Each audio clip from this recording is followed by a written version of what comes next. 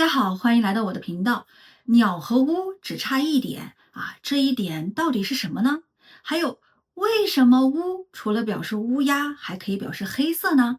今天我们就一起来解开这个小小的谜题，然后学习与乌有关的常用表达。好，接下来打开你的耳朵，试试看能听懂多少。为了解开这个谜题，首先我们就要回到汉字最初的样子，一起来看一看鸟和乌在甲骨文当中是怎么写的。在甲骨文当中，鸟呢画的就是一只小鸟，尖尖的喙，圆圆的头，还有一只圆圆的眼睛。那乌呢？乌画的是一只乌鸦，但是没有眼睛。难道古人认为乌鸦没有眼睛吗？当然不是，真正的原因是乌鸦全身都是黑的，眼睛也是黑的，远远的看上去根本不知道眼睛在哪里，所以古人就把眼睛省去了，把乌画成了没有眼睛的乌鸦。所以呢，乌它本来的意思表示乌鸦，但是也引申出了黑色的意思。好，接下来呢，我们就从乌的这两个意思出发，一起学习与乌有关的常用表达。好，首先呢，乌表示乌鸦的常用词汇，第一个就是乌鸦嘴乌鸦嘴用来形容一个人总是说一些不吉利的话说一些不好的话，而且一说坏事，这个坏事就会真的发生。那么为什么乌鸦嘴会和不吉利联系在一起呢？因为在中国的传统文化里乌鸦常常是不吉利的象征。你看，乌鸦浑身都是黑的喜欢吃腐烂的食物经常在坟地的附近飞，而且它们的叫声听上去像哭声一样所以只要乌鸦一张嘴呱呱的叫，人们就会觉得不吉利，就会联想到死亡或者坏事。慢慢的呢，人们就把乌鸦的嘴和说出不吉利的话联系到了一起。来，我们一起看下面的使用场景。比如说，一个同事说今天肯定要加班，结果大家就真的收到了加班通知，大家就会觉得他简直是个乌鸦嘴。乌鸦嘴这个词呢，用在长辈或者上司的身上是不礼貌的，但是可以用在朋友或者同事之间。用在朋友和同事之间呢，常常带有一点开玩笑、一点抱怨的意思。好，乌鸦除了带给人们不吉利的感觉以外，它还有一个非常显著的特点，就是乌鸦喜欢一大群的聚在一起，没有领头的乌鸦，没有秩序，乱哄哄的。古人观察到了乌鸦的这个特点，在《后汉书》里面描述了一支军队，这支军队呢，人很多，但是没有领头的人，没有组织，没有纪律，所以很快就被敌人打败了在书里面就用到了乌合之众来形容这支军队。慢慢的，乌合之众这个说法就被固定了下来，变成了今天我们经常使用的成语。好，你看乌合之众，乌合就是说像乌鸦一样聚合聚集在一起，众呢是指很多人合在一起，乌合之众就是说像乌鸦一样聚合在一起的一群人，经常用来形容一群没有组织、没有纪律的人临时的凑在一起，临时的聚在一起。好，我们看一个使用场景，比如说公司临时找了几个人去举办活动，但是呢，不知道谁是负责人，大家呢各说各的，结果呢什么都没办成简直是一群乌合之众。虽然乌鸦常常让人觉得不吉利，而且呢没有纪律，乱哄哄的，但是在传说中，乌鸦还有一个非常好的品格当小乌鸦在妈妈的照顾下长大以后，等妈妈变老了，眼睛看不见了，飞不动了，小乌鸦就会飞出去找食物，然后带着食物飞回来，用嘴巴一点一点的喂给妈妈吃，直到妈妈什么也吃不下，老死为止。这就是乌鸦反哺的故事。乌鸦反哺就是说乌鸦反过来哺育，反过来用嘴巴一点一点喂食自己父母的意思。后来人们用乌鸦反哺这个成语，比喻儿女长大以后要孝顺父母、照顾父母，回报父母的养育之情。这个成语其实非常的重要但是呢，经常的使用在书面语当中，在日常的对话中用的比较少。好，接下来呢，我们看乌表示黑色的常用词语。第一个乌云，这个词很简单，乌云就是指黑云。好，第二个词语乌黑，乌是黑的意思，那么乌加上黑两个写在一起，表示强调，就是指非常黑、特别黑的意思。比如说，他有一头乌黑的长发，就是指他的头发非常的黑，特别的黑的意思。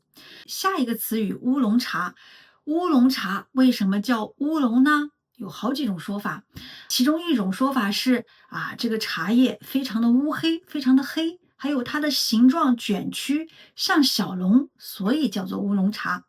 还有一种说法就是传说中在福建有一个种茶的人，这个人皮肤非常的黑，大家叫他乌龙，他做的茶叶非常的好喝，所以这种茶叶叫乌龙茶。不管哪一种说法，乌龙茶的乌都和黑有关。乌龙茶是中国很特别的一类茶图片上面的茶叶呢都是属于乌龙茶。乌龙茶的味道和香气比绿茶更浓，比红茶呢要淡一点。很多人觉得喝乌龙茶可以帮助消化控制体重有减肥的作用。好，下一个词语乌纱帽。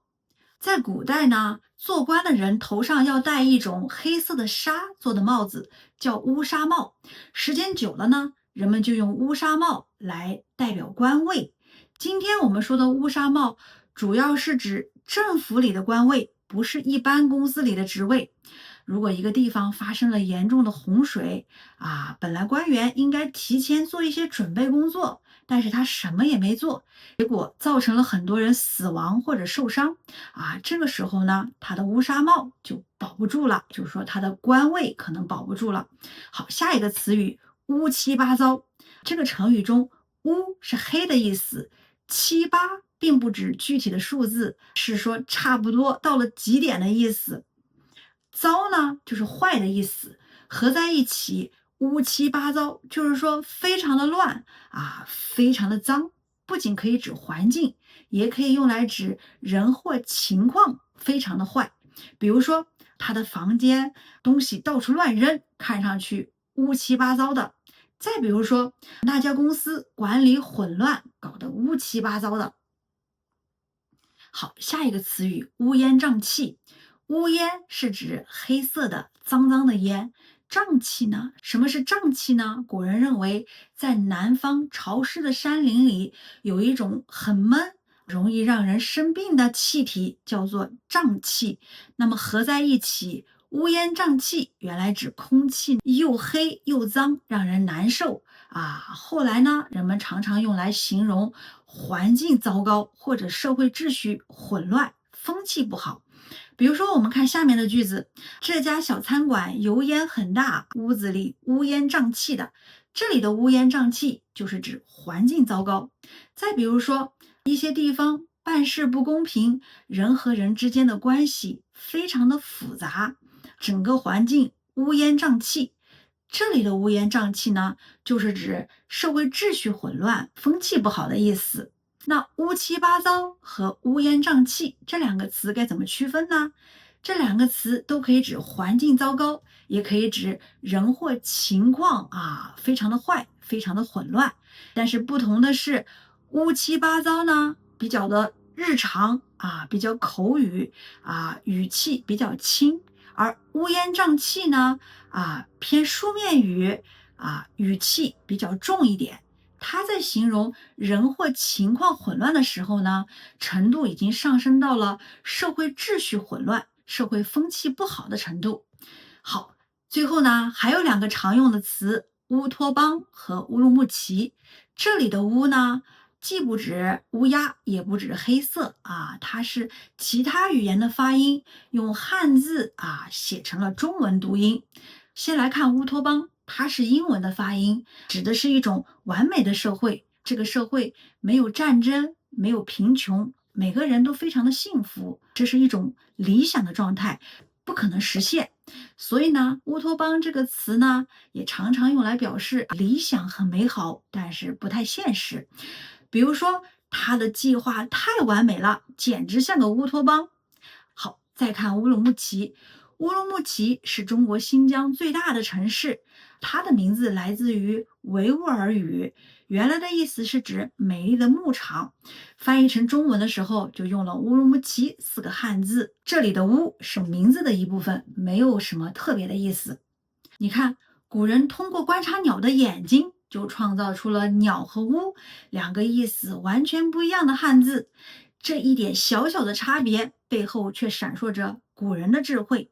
从乌鸦嘴的不吉利到乌鸦反哺的孝心从乌合之众的乱哄哄到乌龙茶的独特香气，从乌烟瘴气的坏环境，再到乌纱帽象征的官位一个乌字让我们看到了生活的烦乱，也感受到了人间的温情理解汉字乌不止让我们多学了几个词语，更让我们看到了汉字如何将观察和想象融入一笔一画之中，也让我们触摸到了文字的温度，感受到了人类的智慧。好，今天的节目就到这里了。视频的最后是一个笔记总结，我们下期再见。